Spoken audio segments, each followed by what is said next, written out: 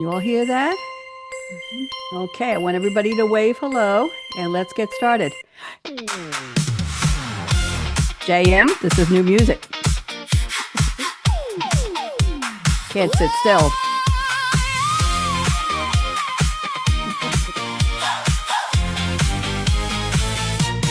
Welcome to the Creativity Show. A live hour, let it flow. Unscripted words in a velvet ring. Savvy minds on the line they bring. Producer and host in the glow. akaRadioRed, let's go. Tell me what it is that Sparks your fire. What keeps you moving Higher and higher? The Creativity Show. there we go. Oh, I just started that a couple weeks ago. Jennifer, how do you like that? It's brand new. What do you think? It's good. It's good. Yeah. Okay, we got some dancing out of that one. I'm AKA Radio Red. Happy to be here. It is what? June 22nd already? I don't know where the year is going, but we're just reaching for July 4th any minute now. My supermarket was crowded yesterday on Father's Day, and I said to them, why? And they said, July 4th's coming up. Everybody's starting to prepare for their barbecues, and the big anniversary's coming up, and everybody's shopping already. So there we go. Welcome, welcome, welcome. This used to be Read My Lips, then it was the Creativity Show, and now it's the Creativity Spark. This is where I am every Monday afternoon with creatives. These three beautiful, very smart, very prolific ladies are my special guests. But before we start, I have to tell you all very important news. It's the 173rd day of the 2026 Gregorian calendar. 192 days are left, and it's the 26th Monday. I'm sure that's, Shamayne, very important for you. I'm positive. But what's more important, ladies, I hope you all sitting down. It's Meryl Streep's 77th birthday today. Oh my good. I know. Where did the time go? Devil Wears Prada, Sochi's Choice, all those movies, wonderful. And Cyndi Lauper, Girls Just Wanna. I have somebody who tells me, please don't sing. She's 73, pink hair and all. Donald Faison, I don't know if you know him. He's on Scrubs and he was in Clueless. And a shout out to a gentleman who's no longer with us, Billy Wilder, filmmaker and writer. He produced and directed and probably wrote Some Like It Hot. Remember back in the old Jack Lemmon and Marilyn Monroe days and The Apartment. He won 7 Oscars. Also, in case you haven't made dinner yet, this is important. It's Chocolate Eclair Day. It's Onion Ring Day. Shamayne, I'm getting a stomachache thinking of those together. It's Limoncello Day. You can wash it down. It's Stupid Guy Thing Day. Jordan Henson, I'm not talking about you, but tell your guy friends. It's Take Your Cat to Work Day. And Shakespeare said in Much Ado About Nothing, oh, what men dare do, what men may do, what men daily do, not knowing what they do. Even Shakespeare figured it out, and that was a long, long time ago. So welcome, welcome, welcome. I have some interesting news. We're done with that, and let's go to the introduction. I want to talk about my three very special guests, and we have to do a shout out to Mickey Mickelson of Creative Edge PR, who brought you all to me. He brings me lots of wonderful guests, and we appreciate you, Mickey. So there, we've done the shout out. Okay, here we go. I'm going to read a little opening. When I call your name, I want you to wave, and then I have a special something for each of you. So, welcome to the Creativity Spark Show, where real life stories alight. AKA Radio Red on her Scarlett Mic is streaming live and bright. The Uplifting of Creativity is our feature today, where compassion, resilience, and reinvention light the way. Shamayne, Olivia, say hello. There she is. TK, say hello. And JM, that's Jennifer, say hello. Creative voices sharing real life journeys with me and you. Hear how creativity has uplifted them year by year as passion and purpose became their mission clear. Okay, Shamayne, I have a gift for you, and I hope you like this. First born in Texas, Shamayne learned responsibility young. With 3 siblings after her, life's challenges had begun. Between 2 homes, she traveled searching for where she'd belong, yet faithful friends stood by her side, steadfast and lifelong. At college, she explored psychology and communications too, while questioning expectations and imagining something new. She raised 3 children with devotion, strength, and grace, then discovered her own dreams deserved their rightful place. Through life's transitions, she rebuilt one hopeful step at a time, journaling hard-won lessons that inspired her reason and rhyme. Her book, Shoes That Fit Her Soul, helps women rediscover their own role. Shamayne shares her journey helping others reclaim their own control. Shamayne, I hope you enjoyed that. That was beautiful. I'm glad. I loved it. Okay. I'm glad. And TK, you're next. Growing up in New Mexico, TK was the oldest of four. With journals, books, and stories to write, she always wanted more. Literature and creative writing she eagerly explored, while drama, choir, and color guard were what her spirit adored. She loved movies with friends and crafting new things by hand.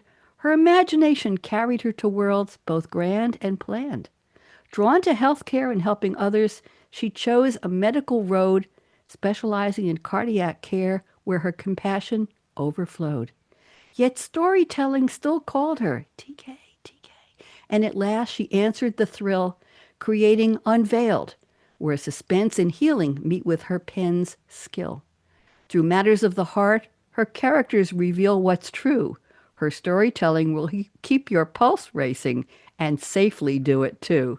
TK, I hope you enjoyed that. I put that safely in there because of your field of expertise. I had to, okay? I hope you enjoyed that. I loved it. Thank you. I'm glad you're welcome. And Jennifer's been on so many times, and I put you laugh. Just I loved you just as much as the other ladies, but I figured they were here their first time, so we give them a shot first and second. Here we go. Raised in Alberta, the eldest of five and only girl, writing stories on mom's typewriter let her imagination unfurl. Though purchased for homework, that faithful machine saw another stage as fictional worlds and daring adventures filled page after page after page. Her mother shared grammar lessons and critiques candid and wise, helping Jennifer sharpen her craft so her confidence would rise. She studied education, then healthcare joined her plan. Writing remained the steady thread, though, in each chapter she began. Now her fantasy worlds explore belonging, resilience, and grace, with characters seeking purpose while discovering their rightful place. Jennifer's stories post this challenge: what if? And then set free the magic of imagination and all we're each meant to be. Jennifer, I hope you like that. That's lovely. I really do like that. I'm glad. I was waiting. I was holding my breath. Okay, who's our cardiac specialist? You know, you're on call now. So gather around where the cool kids and the cool vibes sway. You got to sway with me as we dive deep into the creative spark today. AKA Radio Red's energy lights the way. We hope to inspire you to live large, love life, and play. So, ladies, how did I do? What'd you think? Oh, good. Wonderful. Thank I you love very it. much. I did two Okay. thumbs. I'm happy to do that. I enjoy taking this is why I ask for an origin story instead of your little 3 or 4 sentence media bio. I want to know more about you. I want my audience to know who you are as people, not just who you are on the front of everything you do. I want to go behind the scenes, and that's why I use it. So there you go. Shamayne, I met you, what, about 22 minutes ago. I'm happy to have you here. I Thank, love the glasses, by the way. If you thank weren't so you. well, you're in Texas, right? Yes, Okay, Austin. I'm a couple hours away. I could come and borrow your glasses, maybe. I Sure don't you know. can. I have an extra Anyway, pair. thank you. I'll take them. Okay, I'm putting you on speaker view, and we'd like to know a little bit more about you. So why don't you connect some of those dots in the intro I did and just tell us a little bit more? You're welcome. Sure. Well, thank you. I was the oldest of four at one time, and now the oldest of six. My parents remarried when I was eight, or when I was, yeah, after I was, they divorced when I was eight. Um, I have been in the Austin area since I went to college in 1980, and that'll give you an idea of how old I am. I never thought I would be a writer. I was more concerned with getting my life in order. And it just so happened that the journals that I wrote, people would hear some of my stories and ask, when's the book coming out? And so I thought maybe I do have a message here. And my story is really about once I hit midlife, I discovered who I was not. I was not who I wanted to be. And things started crumbling for me around that time. And my marriage fell apart. I lost my job. I had 3 kids to raise. And a few years after that, my first husband was killed in an accident. And so it was just, it felt like one thing after another. And I looked at my life and I thought, what are you going to do with the rest of your life? Are you going to live the way you've been living, which is just living by other people's standards, other people's, you know, creating the person that they wanted me to be? And I was just going along with that. And I realized, no, I'm not happy. I want to become someone else. I want to become the person I was meant to be. And that's what started the whole journey of really rediscovering and reclaiming my identity. And when I got to a certain point, I decided I want other women to know this story because I know that when I started it, I was not sure where to start. I didn't know where to begin. I didn't know who to turn to. And I couldn't find books in the bookstores that would guide me. They were all about, well, this is why you are who you are. This is why you became this way. And I'm like, okay, so how do I change? And anyway, that's kind of where it all ended up, was that I was at a place in my life where I felt like I wanted to be more. I wanted my kids to see someone else. If I didn't know myself, they didn't know me either. So I wanted to make sure that I could leave a legacy for them. And Thank, that's how I began writing. thank you. Question. Shoes, the first word in the title of your book. How important are shoes to you and how did they make it into the title? I think everybody wants to know. Are you wearing special shoes today, Shamayne? I had to ask. Do I have to tell the truth? Because I'm in my slippers today. I'm barefoot, hun, so it's okay. Okay. How did shoes get in the title? Just briefly tell us, Well, please. just briefly, the shoe title came after I've created the framework, and the framework came from a dream. And it was a dream about when I was trying to figure things out, I had a dream about forgetting my shoes. And when I woke up, I thought, wow, that was so significant because the dream was very vivid. And I thought, that must be a message for me. And not long after I got up, I heard the words, you're going to teach women to find their shoes for their journey. And then the shoes came apart, and the 8 components of the shoe aligned with the 8 elements that we need within ourselves to find That's our lovely. voice. That's Thank you. creative. That is very, Thank you. very creative. Thank you Thank for answering that. I you. Mhm. appreciate it. Okay, let's go around the table. TK, you are brand new to the show. I'm also delighted to meet you. I'm putting you on speaker view, and why don't you connect some of your dots for us? Go ahead. Sure. Well, I actually have been writing my whole life, as you said in your wonderful poem. I love it, by the way, again. And I just decided that the thing about me is that my creativity's always been there since I was very young. And for me, I've gone through so many different things in my youth, in my childhood, and going up. And it was a lot easier for me to kind of mask those things through, storytelling, through my imagination, instead of coming right out and speaking about them or journaling about them.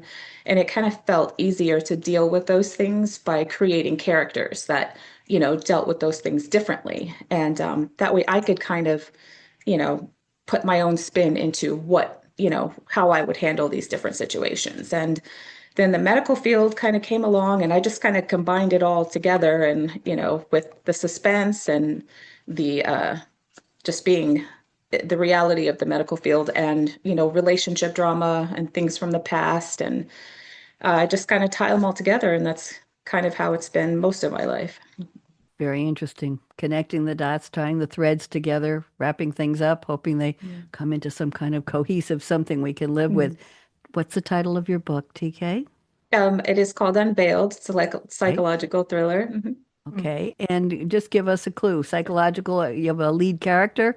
Is there I do. a girl in the story? I want to know. Of course, of course. Okay. What's her But name? yeah, my main character's name is Tessa, and it starts with a T like mine, but there was no correlation. The name just kind of came to me when I started writing the book. And she has some things from her background, relationship issues that she went through, and she actually ends up with amnesia. And there was an accident that happened that kind of gives her a reset on her life. So she's created this career, this life that everything's tied up in this nice, neat little bow. And then her past comes to remind her that it is not hidden anymore. So now she has to confront her past to keep her future intact. Very well put. Is there going to be a series? That I have had that question asked multiple times. I I have bet. left it. I've left it open. That is Okay, possible. It does have a closed ending, but there's possibility. I do have the notes to continue it if I wanted to. good. And when is the book coming out? It comes out October 6th. Okay, okay. The day before my birthday. You can Oh, send me okay. Sounds Okay, good. I'll put it on my thank you. calendar. Jennifer J.M. Shaw, always delighted to have you back. Mickey says, you have a spot for JM. I said, of course, I always do. Welcome back. Let's pretend this is your first time on the show. That's why I started with your origin opening with I don't call them poems, I call them rhyming introductions, because I do write poetry and that's not what I write. So, JM, why don't you pretend that nobody has met you in the audience and just give us all of those connections and start with who you are. And welcome back. Thank you. Yeah, no, I'm a mom of two boys. I'm a wife. I'm again, the oldest of five kids. I've got four younger brothers, and I thought my sole purpose in life was to babysit, and I made them pay. Um, I started writing 35 plus years ago, and I started out just watching people. I was trying to figure out, I was very introverted, trying to figure out how to fit in, trying to figure out how to make friends, trying to figure out how to socialize. And everything seemed so very confusing. So I started people watching, and but that only told me what people were doing. It didn't tell me why. So because I was unable to dive into people's heads, I created fictional characters and stories and dove into their heads and live vicariously through them, experiencing the emotions that I was going through at the time. So if I was sad, I'd put them in a sad situation. If I was angry, I'd put them in an angry situation, and just kind of like live through those emotions through my characters in a controlled environment. And so I did that for many, many years, never sharing my stories. And then in 2019, I was diagnosed with autism and ADHD, and then later dyslexia.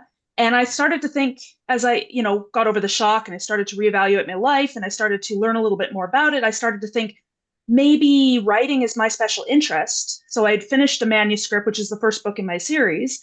And I decided I'm going to get brave. I'm going to send it to an editor because the worst they can say is it sucks. And they came back and they said, that doesn't suck. You should publish. So 2 years later, I did. And now I've published the first four books in my series and working on the fifth. Tell us the title of the series and who are your recurring characters and your favorite character, please. So I didn't name my series. I just named the books, but everybody's calling it the Callum Walker series. So I'm like, yeah, that sounds good. My first book's The Ascension, and then there's The Convergence, and then there's The Fractured Veil, and my fourth book is Forsaken Souls. And my main character, Callum Walker, is the protagonist who we follow him through this journey, trying to figure out where he belongs, who he is, and master his abilities to survive. I like the way you described that you wanted to know the why of other people, but you had your own challenges, shall we say, your own scenarios in your own life. So what you were feeling and wondering, you put your characters into. I haven't heard it. It's probably maybe very common for authors of fantasy, I'll call it fiction, to do that, but I hadn't heard anybody say it quite that way. Thank you. That was a new statement on this show. And I talk to a couple hundred people a year, so it takes a lot to be new and say something fresh.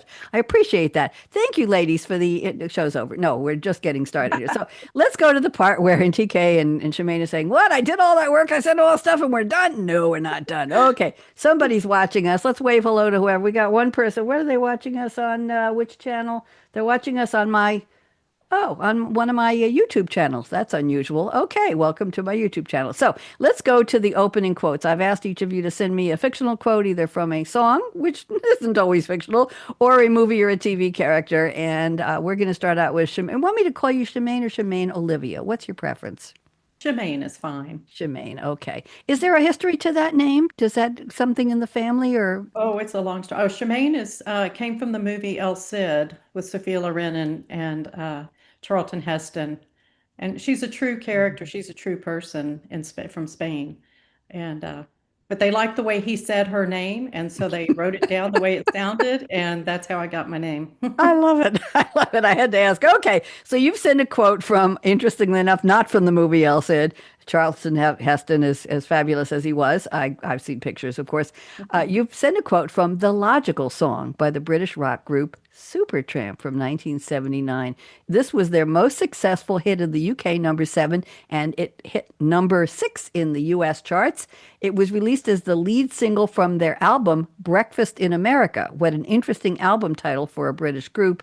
Written by Roger Hodgson, the track is a semi-autobiographical critique of the British education system and the loss of childhood innocence. We're just going to leave it there. Okay, and here is the quote. And it may seem very familiar, and I promise I won't try to sing. There are times when all the world's asleep, the questions run too deep. For such a simple man, won't you please tell me what we've learned? I know it sounds absurd. Please tell me who I am. Ooh, that's deep. Okay, Jennifer, talking about finding where you are and putting yourself in. And this is what he did. He went through the school system and he wasn't very happy with it. So that's how he wrote the lyrics. Shamayne, I'm coming back to you. Why don't you tell us a little bit about why you picked this and what it has to do with your creativity? Go ahead. Well, it was a song that was when I was in high school that I really liked. But as I got older and listened to the lyrics, and as I was going through transformation and changing, it started to really resonate with me. And I thought he spoke to exactly how I felt going through those changes. And I thought I remember thinking, gosh, some of these artists really know what they're saying. They really know what they're talking about. And there are many other songs where I've picked up on lyrics like that.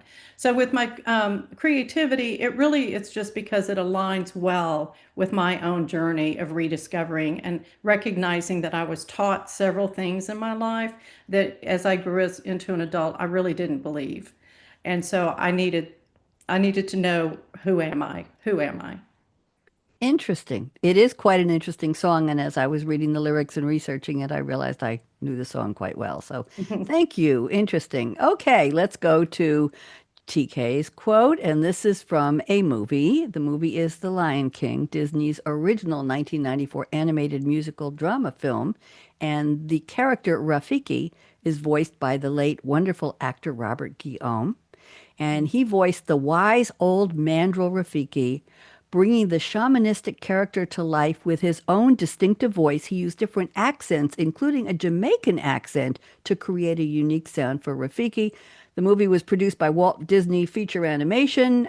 Voices in the movie this is quite a list: Matthew Broderick, James Earl Jones, Jeremy Irons, Jonathan Taylor Thomas. I don't know who Moira Kelly is, Nikita Com, Nathan Lane, Ernie Sabella, Whoopi Goldberg, Cheech Marin, Rowan Atkinson, that's Mr. Bean, and Robert Guillaume. Story follows a young lion prince named Simba, who is exiled from his kingdom after his father Mustafa is murdered by his uncle Scar. I always thought that name was interesting, who plans to seize the throne. We'll leave it there. And this is a very popular quote, TK. I have about 5 guests a year pick this quote, and one is coming up in about 2 months, and they picked it too, and I love it. Here's the quote. Oh, yes, the past can hurt, but you can either run from it or learn from it. Okay, TK, your turn. Rescue me. How does this have to do with your creativity? Go ahead. It's actually the whole theme behind my brand and what I'm passionate about not just in relationships, but just in life in general. And each one of us has a journey through life, and our past can affect how we go forward. And even in the stories that I create, when my characters, they deal with their past in some way, shape, or form, and just that healing and forgiveness and moving on and being able to find the grace to forgive. And there's a lot of pain that can come from that past, and I think that we each have a choice how we move forward. And so that quote not only resonated with me just because I love the movie, I love lions, I love wildcats, but just it's just so perfect in saying that that hurt, the past can hurt, but you can learn from it, and learning from it is what helps healing, what helps you to heal and move forward. Thank you very much. Very well put. We got a lot of philosophy here today. I appreciate that. Sometimes I get very deep quotes, and sometimes I get really fun quotes, or I get fun quotes that end up with deep explanations. Okay, Jennifer, let's go to yours. This is a character named Anton Ego voiced by Peter O'Toole. The movie is Ratatouille, or Ratatouille, as you may prefer, 2007 animated comedy drama film written and directed by Bird, story by Jan Pinkava, blah, blah, blah. Three more people from Pixar Animation Studios for Walt Disney Pictures. The stars the voices of Patton Oswalt. Here's another list. Lou Romano, Ian Holm, Jeanne Garofalo, Peter O'Toole, Brian Dennehy, Peterson, and Brad Garrett. Brad Garrett, one of my favorites. What a voice that guy has. The title refers to the French dish ratatouille and the species of the main character, a rat. Okay, we'll leave it there. And here is the quote you have picked. This is interesting. Not everyone can become a great artist, but a great artist can come from anywhere. I've never heard that quote from the movie. Okay, Jennifer, tell us more. How'd you find this one and what does it mean for you? It just kind of relates to my life. Like, I remember writing for so many years thinking, oh, I wish I could be a published author, but it's never going to happen to me. And I remember that dream. And I just got to that point in my life where, I'm going to make it happen. And I firmly believe that if I can do it, so can anybody else. Tell me more. Come on, tell me more.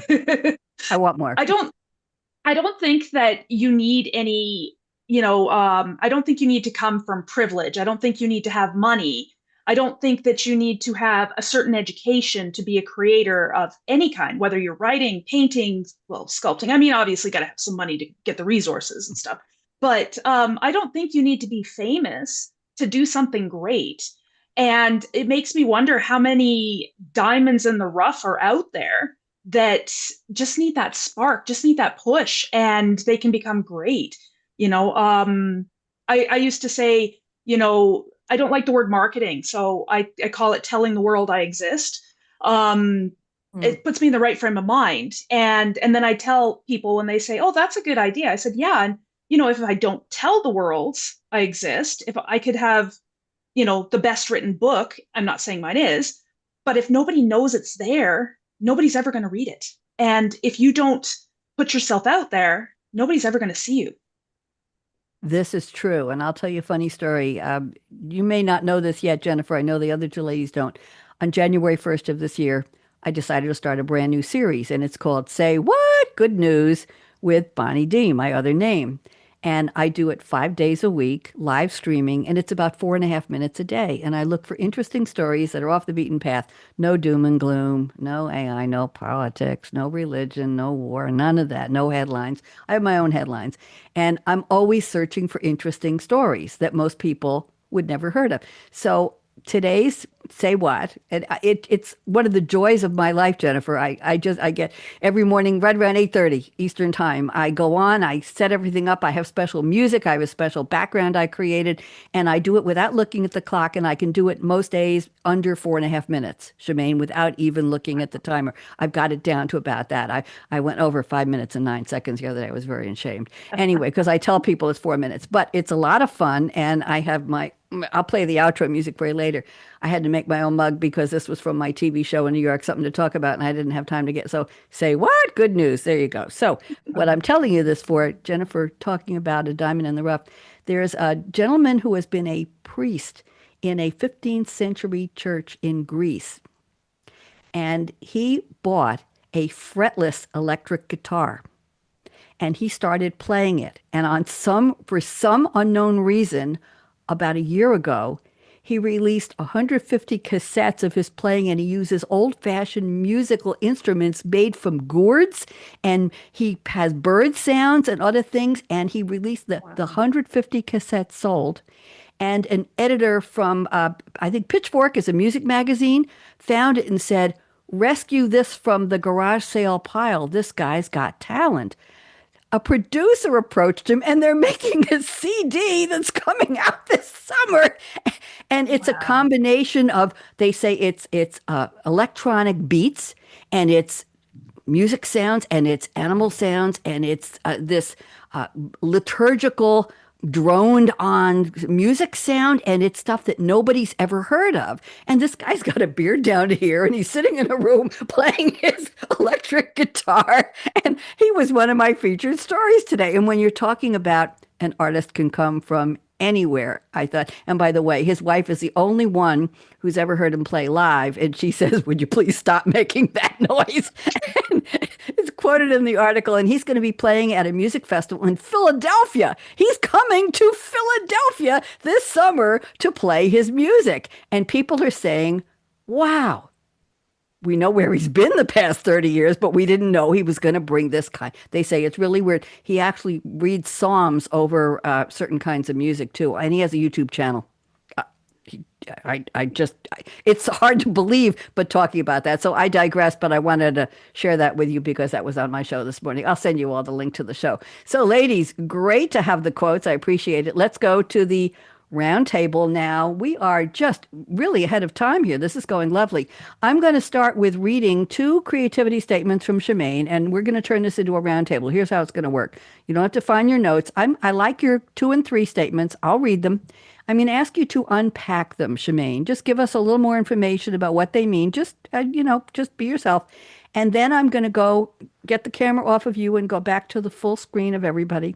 And I'm going to ask Jennifer and TK to comment. Did this resonate with you? Do you like what she said? Do you say, no, that's not me. I would never do that. It doesn't matter. It's just a conversation. So Shamayne started out with creativity 2 and 3. Here we go.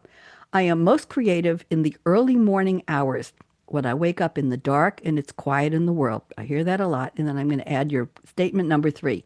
My bedroom is my safe space where I feel most comfortable to write and reflect.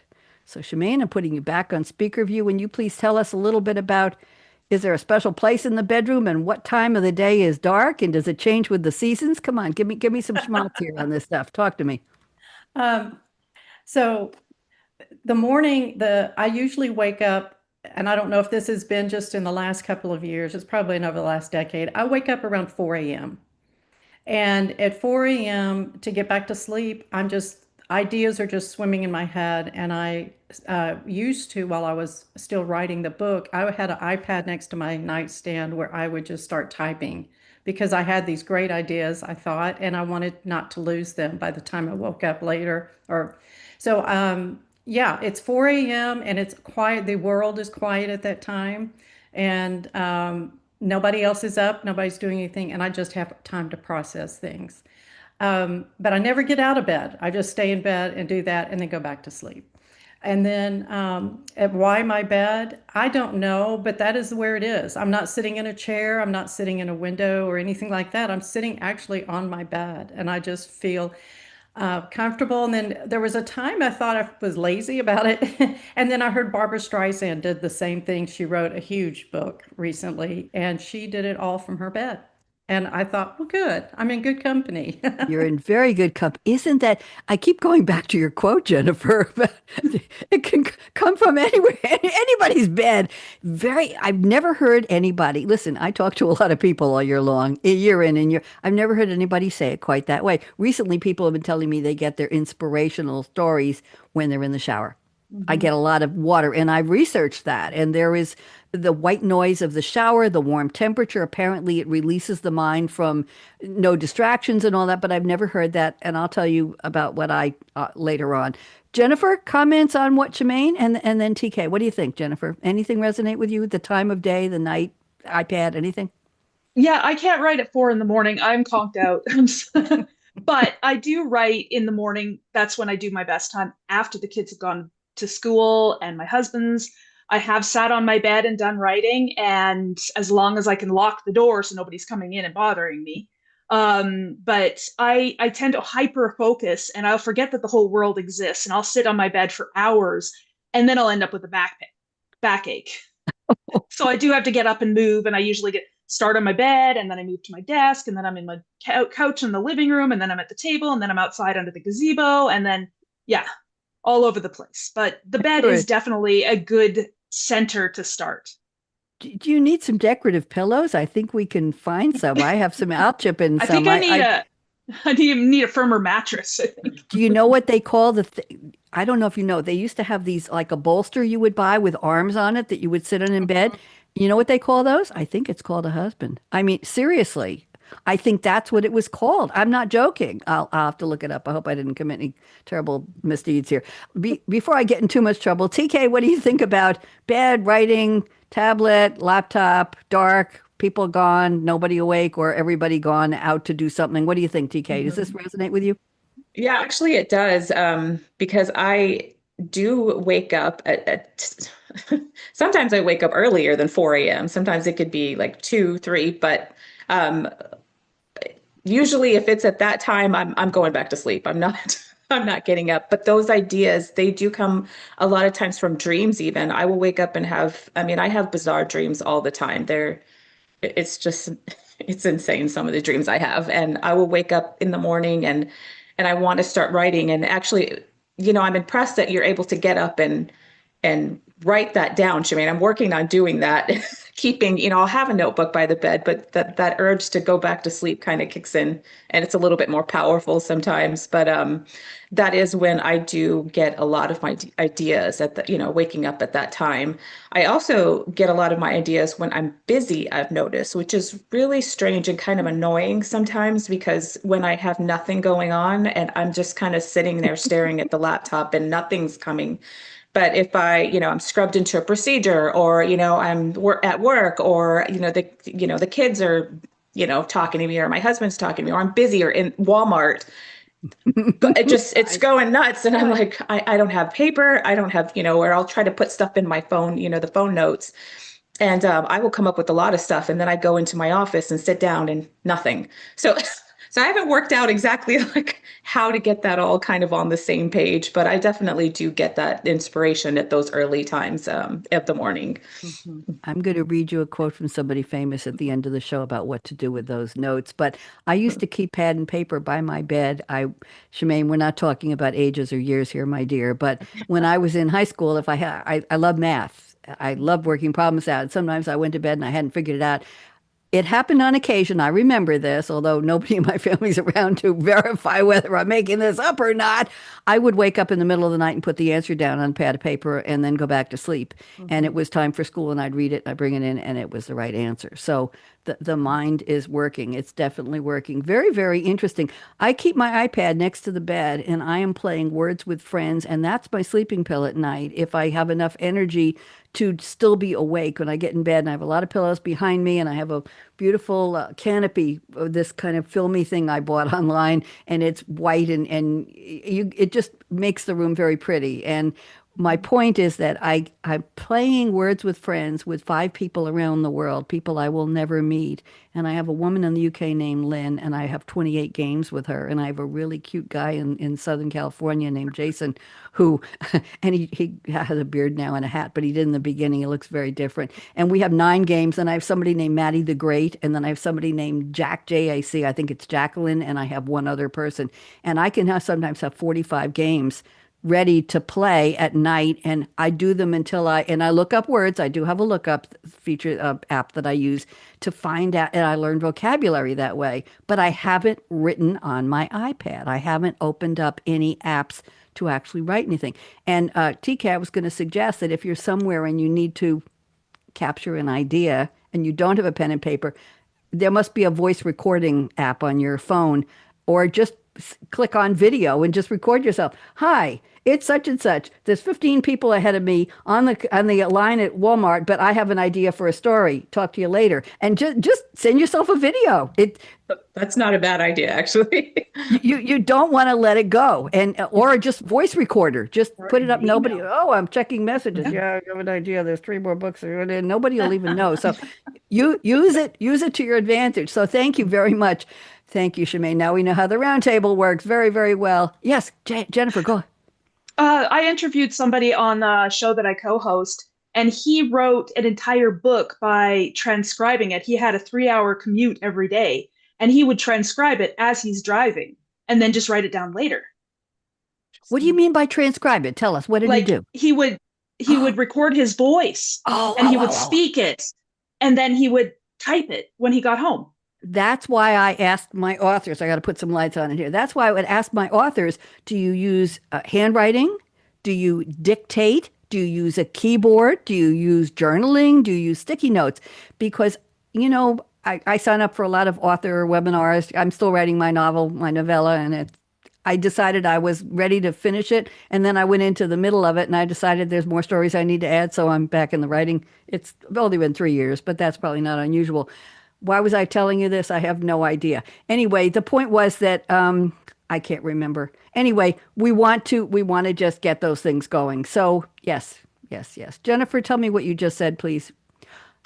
So, Voice recording. Yes, yes. yeah, So I attended an author webinar where she was talking about keeping your phone and dictating everything. And she said she keeps it in her pocket. And when she's cooking, let's say she's making a roast and having company or a cake, she'll take out her phone. And she said, before she even knows it, TK, she has written basically 20 pages worth of text into her phone just by talking. And then she was going to tell everybody how she transcribes it, Shamayne, and what she does with it. And then you had to pay for the rest of the webinar. I didn't stay for that. I'm sorry. So anyway, I'm sorry about that. I've got so many thoughts going on in my head. I need to record this. Okay, let's move on. Thank you very much. Writing, interesting.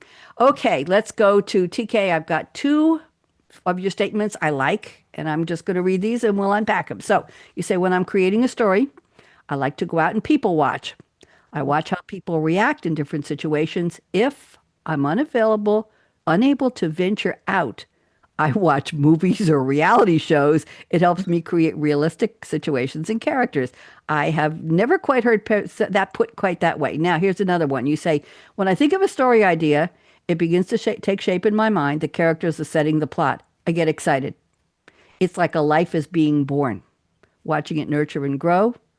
Even through the struggle of writer's block, distractions, imposter syndrome, the possibility of it reaching its potential keeps me coming back for more and more and more and wanting to create many more stories. I love that. Beautifully put. TK, why don't you do a little unpacking and we'll see what the other ladies have to say. Go ahead. Sure. I've always, I was always kind of doing the people watching thing. I just didn't really realize I was doing it until much later in life. I just thought, God, I got to stop staring at people. They're going to become a little strange. And I actually had a good friend of mine. We kind of made a game of it in our young 20s. And, we would go out to wherever we would go out, we'll leave that there. But, and kind of watch people, from a distance and, you can't really hear them, but you can kind of see their body language and what they're doing and the faces they're making. And we would talk as if we were them and make up things that they would, they could possibly be saying. And so it was this running game we had going on. But as I started to kind of dive into really character developing, that's when I noticed I was really starting to kind of watch how people were acting. If I'd go out to dinner or just being in the store and just, kind of doing that same watching to see how people react, just how they react. And when I don't go out, I can't stand reality shows. I'm just, I really can't. But I did notice that if I start watching one, like if someone else is watching them, I would kind of get sucked in. And I realized it wasn't necessarily because of the drama, because I think that was kind of the part I don't really enjoy, but just kind of picking out how people react to different things. And even in movies, when I watch movies, I get kind of drawn into the storyline, but I also get drawn in kind of like, on a parallel basis, I think about the actors and the actresses themselves and like what their lives could be, and how they are outside of, them being the characters. It's interesting how I can multitask and do that and still get into the movie. But I noticed in my writing, I think about that when I'm creating these characters and I say, okay, well, I can picture them. It's kind of hard to explain, but I can see it kind of taking place in my mind when I'm writing it or when I'm creating like their lifestyles, their backstories. And sometimes I have to slow myself down because I will go off on a mental tangent into these characters' lives. And I go, wait, I need to be writing this down. I'm just daydreaming about their lives. And so it just kind of goes from there. And I think that's the funnest part, is just getting to know these people. And when I say watching, like a life being born, it really is, because, as you write these characters, you develop them only so much, but as the stories go on, they grow and they surprise me even. And, and the other ladies can speak to this probably, that you watch them grow and you think about them even when you're not writing, like, well, I wonder what they're going to do, because sometimes these characters do things that you don't know they're going to do. And I think it's something only like creatives and writers can understand. So that's kind of, the fun Yes. part and all of that. Yeah.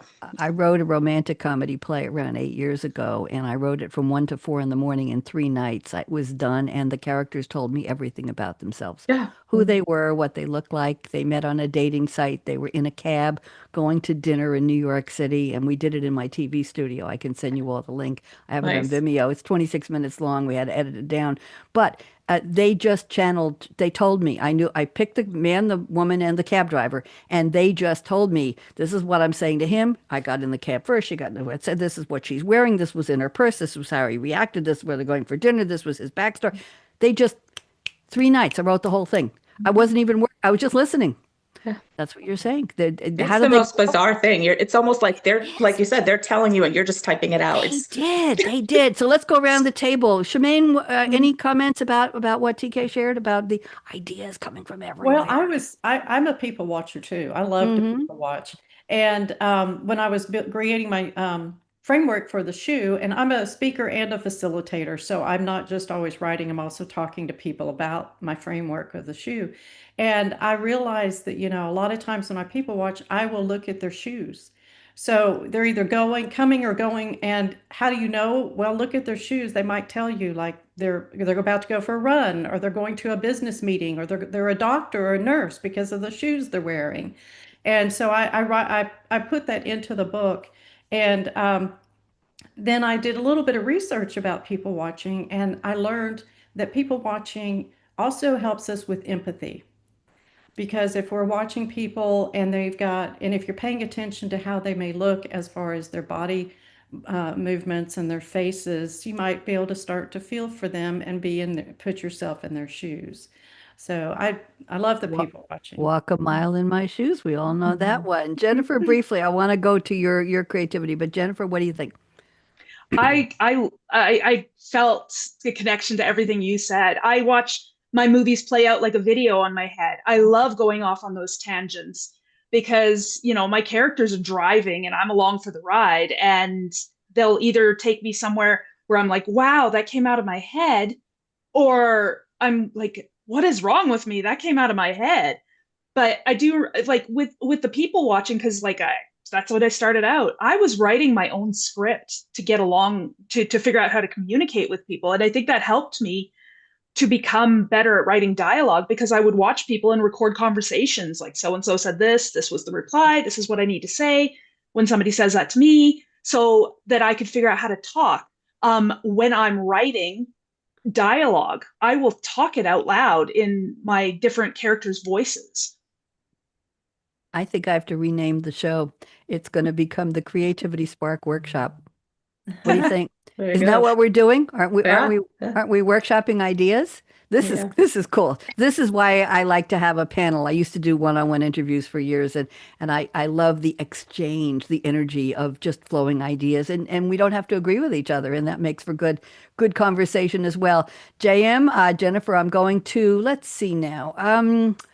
I was going to read about you do your best work curled up on your recliner, cuddled underneath a blanket with a hot drink in your hand. But we've already talked about time of day and place. So let me go to this other one. You say, I write because it's who I am and how I've learned to make sense of thoughts and emotions that often defy comprehension. My process is deeply intuitive. I often write in long stints during the day when the kids are in school, husband's at work, and the house is quiet. I end the day, this is interesting, with shorter bursts of writing once everybody's asleep. Writing helps me manage the daily chaos and understand the world through my neurodivergent lens. It's more than a habit, it's a grounding rod when my life becomes too much. I hope you don't mind that I shared that one, Jennifer. That's I fine. think that's lovely. The idea that it's not just what am I writing that people might want to read and buy my books. It's this is a tool. This is a valuable way I manage my life through my writing about characters. So why don't you take us into that introspection a little bit, and then we'll see what the ladies say. We've got about 6 minutes left, so I want to make sure we end on this one. Go ahead, Jennifer. Yeah, so it just kind of comes back to where, I couldn't dive into people's head and find out why they behaved the way they did. But I was very much stuck in my own head, trying to figure out my emotions, nobody to talk to. At the time, I didn't realize I had autism. Looking back, it made sense. but writing was that need for understanding, and then it became that outlet, and that it was a hobby and then a passion, and now I truly feel like it's my therapy. It allows me to escape from the chaos of life, to sort things out. If I'm feeling, confused about something, I can, like sometimes I have a hard time identifying the emotions that I'm feeling, but I can put them into words through fiction, and live them out in this setting that I can control. It's like, what do they call that? Lucid dreaming almost, where you are in control and you can have amazing adventures, understanding who you are, finding that sense of belonging, and escaping the chaos and or the boredom of life. Boredom. Interesting word. I Mhm. don't think, I think we have it and we don't talk about it a lot because we're trying to be very busy doing what we love to do, but I think we do have it. I have it too. Thank you. Let's go around the table briefly. TK, any thoughts about what Jennifer said about controlling through the characters, controlling the narrative through what you're writing? What do you think?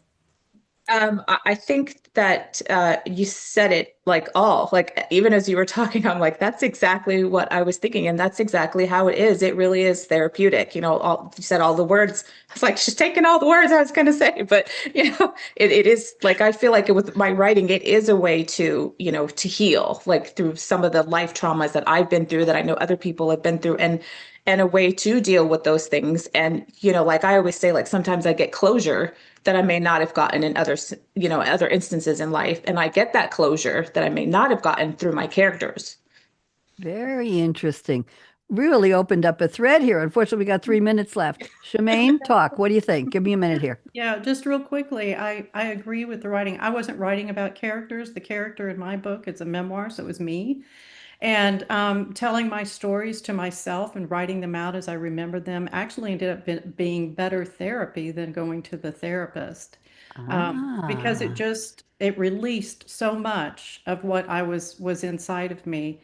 And yeah, I think writing those things out is definitely good is it therapy. is. It is. And I belong to an online, I was going to say therapy group, a poetry group. And we get a prompt every Wednesday from the moderator. I've been doing this for about 4 years. Thank you, Jordan. We have 3 minutes left on his channel.